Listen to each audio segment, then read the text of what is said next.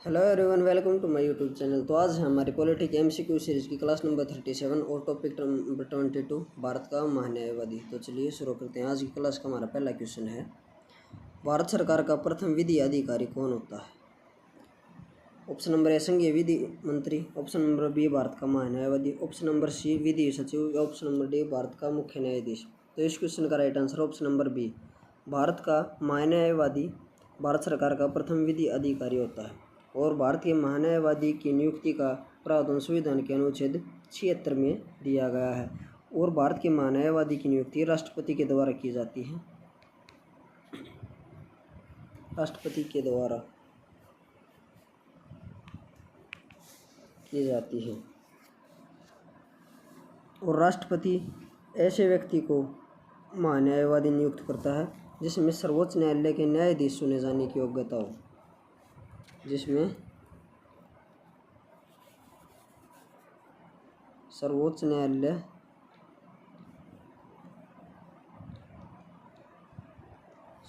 न्यायालय का न्यायाधीश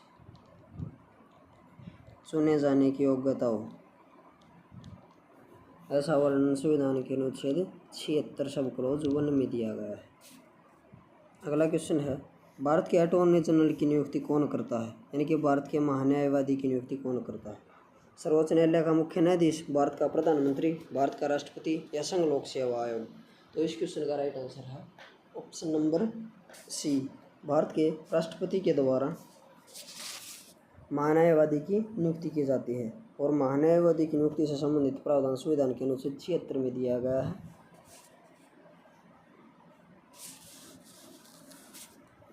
उसके बाद है राष्ट्रपति। राष्ट्रपति के पद से संबंधित वर्णन संविधान के अनुच्छेद 52 में दिया गया है। अनुच्छेद 53 में कहा गया कि भारतीय संघ की कार्यपालिका शक्ति राष्ट्रपति में निहित होती है। भारतीय संघ की कार्यपालिका शक्ति राष्ट्रपति में निहित होती है। और राष्ट्रपति की योग्यताओं के बारे में वर्णन संविधान के अनुच्छेद 58 में दिया गया है। राष्ट्रपति की शपथ के बारे में वर्णन संविधान के अनुच्छेद 60 में दिया गया है। महाभियोग की प्रक्रिया का वर्णन अनुच्छेद 61 में दिया गया है। अनुच्छेद 61 के अनुसार राष्ट्रपति पर महाभियोग लगाया जाता है।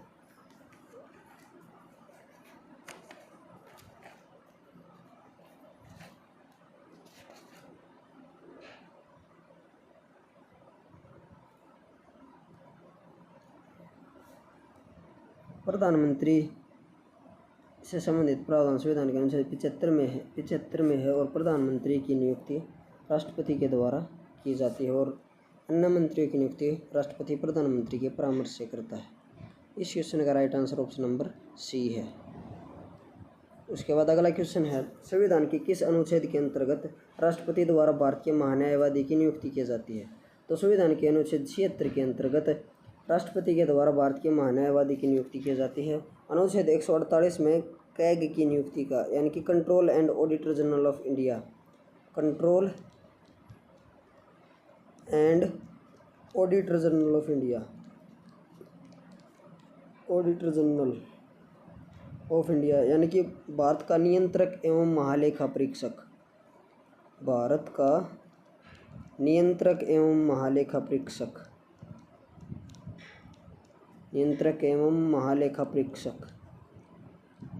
महालेखा परीक्षक के पद का प्रावधान संविधान के अनुच्छेद 148 में दिया गया है।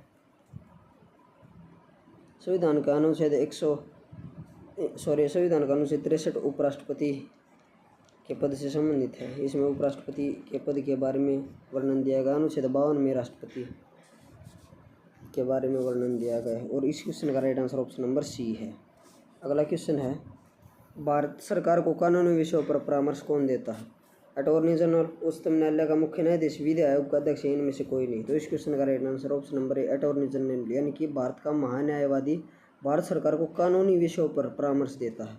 अगला क्वेश्चन है, संसद के प्रत्येक सदन की कार्रवाई में संसद का सदस्य न होते हुए भी कौन भाग ले सकता है? तो ऑप्शन नंबर ए उपराष्ट्रपति, ऑप्शन नंबर बी मुख्य न्यायाधीश, ऑप्शन नंबर सी महान्यायवादी या इनमें से कोई नहीं। तो इस क्वेश्चन का right answer option number C, महान्यायवादी संसद का सदस्य न होते हुए भी संसद की कार्रवाई में भाग ले सकता है, लेकिन इसे मत देने का अधिकार नहीं है। मत देने का अधिकार नहीं है।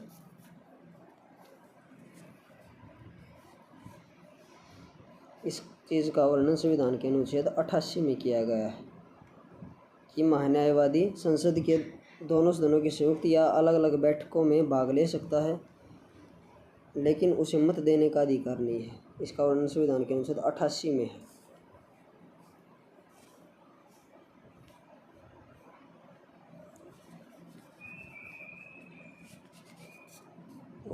उपराष्ट्रपति से संबंधित प्रावधान संविधान के अनुच्छेद 63 में दिया गया है। उसके बाद है, निम्नलिखित में से कौन लोकसभा की कार्रवाई में भाग तो ले सकता है किंतु मतदान नहीं कर सकता? अटॉर्नी जनरल, लोकसभा अध्यक्ष, प्रधानमंत्री, लोकसभा उपाध्यक्ष। तो इस क्वेश्चन का राइट आंसर अटॉर्नी जनरल, यानी कि भारत का महान्यायवादी लोकसभा की कार्रवाइयों में भाग तो ले सकता है लेकिन मतदान नहीं कर सकता है। इस चीज़ का वर्णन संविधान के अनुच्छेद 88 में किया गया है। अगला क्वेश्चन है, क्या भारत का महान्यायवादी संसद के किसी भी सदन या उनकी समिति की बैठक में अपना वक्तव्य रख सकता है? हाँ, नहीं, केवल लोक लेखा समिति में या प्राक्कलन समिति में। तो इस क्वेश्चन का राइट आंसर है हाँ, भारत का महान्यायवादी अपने इस संसद की किसी भी सदन में अपना वक्तव्य रख सकता है। तो इस क्वेश्चन का right answer option number A है। प्राक्कलन समिति यह सबसे बड़ी संसदीय समिति होती है। सबसे बड़ी संसदीय समिति होती है। इसमें लोकसभा के 30 सदस्य शामिल होते हैं। 30 सदस्य लोकसभा से शामिल होते हैं और इसमें राज्यसभा के सदस्यों को शामिल नहीं किया जाता। राज्यसभा के सदस्यों को शामिल नहीं किया जाता। इस समिति के सदस्यों का कार्यकाल 1 वर्ष का होता है। प्राक्कलन समिति के सदस्यों का कार्यकाल 1 वर्ष का होता है। यह समिति सरकार को सरकारी खर्चों में कैसे कमी लाई जाए, संगठन में कैसे कुशलता लाई जाए और अन्य प्रशासनिक सुधारों के बारे में अपनी रिपोर्ट देती है। लोक लेखा समिति, इसे प्राक्कलन समिति की जुड़वा बहन कहा जाता है। लोक लेखा समिति प्राक्कलन समिति की जुड़वा बहन कहा जाता है। और लोक लेखा समिति को लघु संसद भी कहा जाता है। लघु लोकसभा भी कहा जाता है लोक लेखा समिति को। लोक लेखा समिति में 22 सदस्य होते हैं। 22 सदस्य होते हैं, जिसमें से 15 लोकसभा से और 7 सदस्य राज्यसभा से होते हैं। और लोक लेखा समिति का अध्यक्ष विपक्ष का कोई नेता होता है। लोक लेखा समिति का अध्यक्ष विपक्ष का कोई नेता होता है। विपक्ष का नेता इसका सदस्य होता है। इसका अध्यक्ष, लोक लेखा समिति का अध्यक्ष विपक्ष का कोई सदस्य होता है। उसके बाद अगला क्वेश्चन, निम्नलिखित में से किसको हटाने का अधिकार संसद के पास नहीं है? सर्वोच्च न्यायालय के न्यायाधीश, उच्च न्यायालय के न्यायाधीश, मुख्य निर्वाचन आयुक्त या महान्यायवादी? तो भारत के महान्यायवादी को हटाने का अधिकार संसद के पास नहीं है। नेक्स्ट क्वेश्चन है, भारत का महान्यायवादी कब तक अपना पद धारण करता है? 2 वर्ष तक, 5 वर्ष तक, राष्ट्रपति के प्रसाद पर्यंत या प्रधानमंत्री के प्रसाद पर्यंत? तो इस क्वेश्चन का right answer option number C, Bharat का महान्यायवादी राष्ट्रपति के प्रसाद पर्यंत तक अपना पद धारण करता है। और इस चीज़ का वर्णन संविधान के अनुच्छेद 76 सब क्लोज 4 में दिया गया है कि भारत का महान्यायवादी राष्ट्रपति के प्रसाद पर्यंत तक अपना पद धारण करेगा। अगला क्वेश्चन है, भारत के महान्यायवादी के संबंध में निम्नलिखित में से कौन सा कथन सही है? वह भारत सरकार का प्रथम विधि अधिकारी होता है।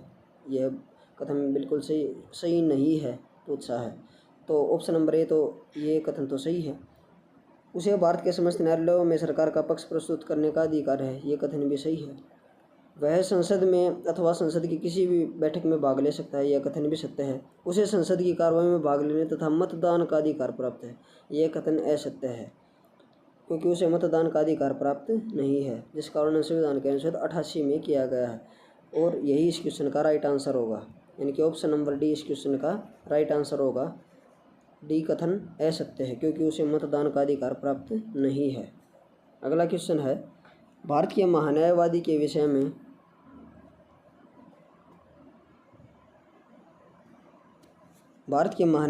विषय में निम्नलिखित कथनों पर विचार कीजिए। वह भारत के राष्ट्रपति द्वारा नियुक्त किया जाता है, तो यह कथन, पहला कथन सत्य है। उसमें वही योग्यताएं होनी चाहिए जो सर्वोच्च न्यायालय के न्यायाधीश की होती हैं, दूसरा कथन भी सत्य है। उसे संसद के किसी भी सदन का सदस्य होना चाहिए, नहीं, ये कथन है सत्य है। और चौथा है, संसद द्वारा महाभियोग लगाकर उसे हटाया जा सकता है, नहीं, यह कथन भी असत्य है। तो इस क्वेश्चन का राइट आंसर होगा ऑप्शन नंबर ए, पहला और दूसरा कथन सही है और तीसरा और चौथा कथन गलत है। अब इस टॉपिक का कभी रिवीजन कर लेते हैं। जैसे कि अनुच्छेद 76 में बताया गया कि भारत का महान्यायवादी से संबंधित प्रावधान अनुच्छेद 76 में दिया गया है और भारत के महान्यायवादी की नियुक्ति राष्ट्रपति के द्वारा की जाती है, राष्ट्रपति के द्वारा। उसके बाद है अनुच्छेद 76 सब क्लोज 1, राष्ट्रपति ऐसे व्यक्ति को महान्यायवादी नियुक्त करेगा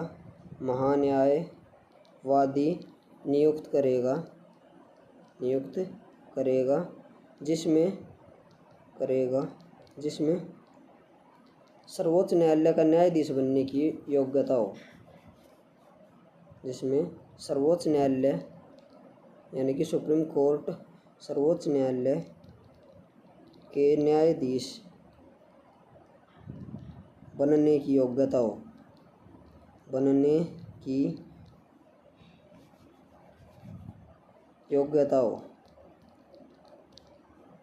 यानी कि जिस व्यक्ति में सर्वोच्च न्यायालय का न्यायाधीश बनने की योग्यता होती है उसी को राष्ट्रपति के द्वारा महान्यायवादी नियुक्त किया जाता है। इस कारण संविधान के अनुच्छेद 76 सब क्लोज 1 में दिया गया है। उसके बाद है अनुच्छेद 76 सब क्लोज 2, अटॉर्नी जनरल का यह कर्तव्य होगा, अटॉर्नी जनरल यानी कि महान्यायवादी का यह कर्तव्य होगा कि वह भारत सरकार को कानूनी मामलों में सलाह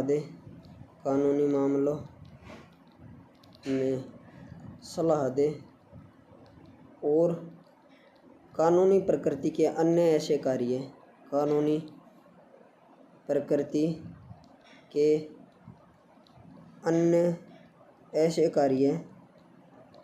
ऐसे कार्य जो राष्ट्रपति द्वारा सौंपे गए हों उनका पालन करे।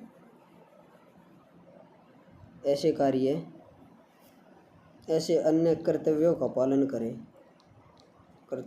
पालन करें जो राष्ट्रपति द्वारा सौंपे गए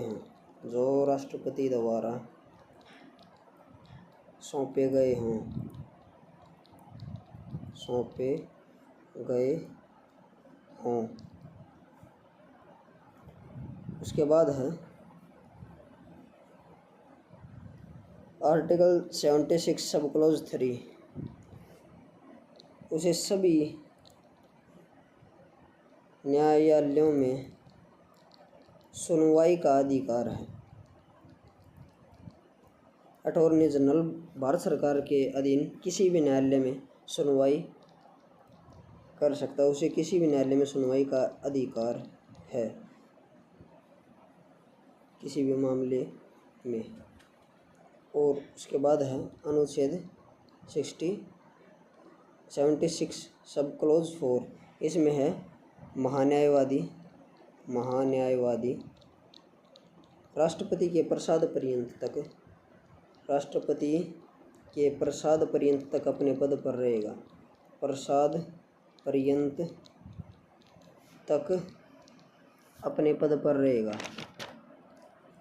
अपने पद पर रहेगा।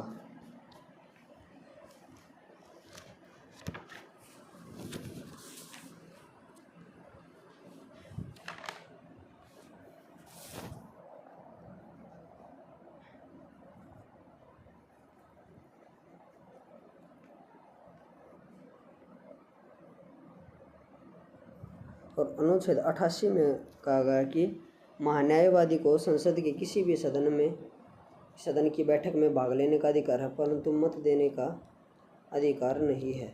किसी भी सदन की बैठक में या संयुक्त बैठक में, किसी भी सदन की बैठक या संसद की संयुक्त बैठक में भी भाग लेने का अधिकार है, परंतु मत देने का अधिकार नहीं है, जिसका उल्लंघन संविधान के अनुच्छेद 88 में किया गया है।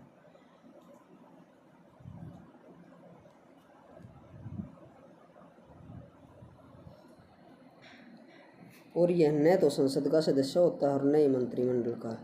महान्यायवादी न तो संसद का सदस्य होता है और न ही मंत्रिमंडल का सदस्य भी नहीं होता है।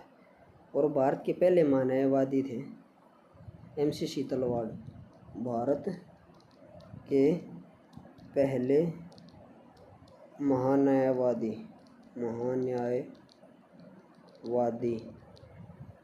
MC शीतलवाड़ थे। MC शीतलवाड़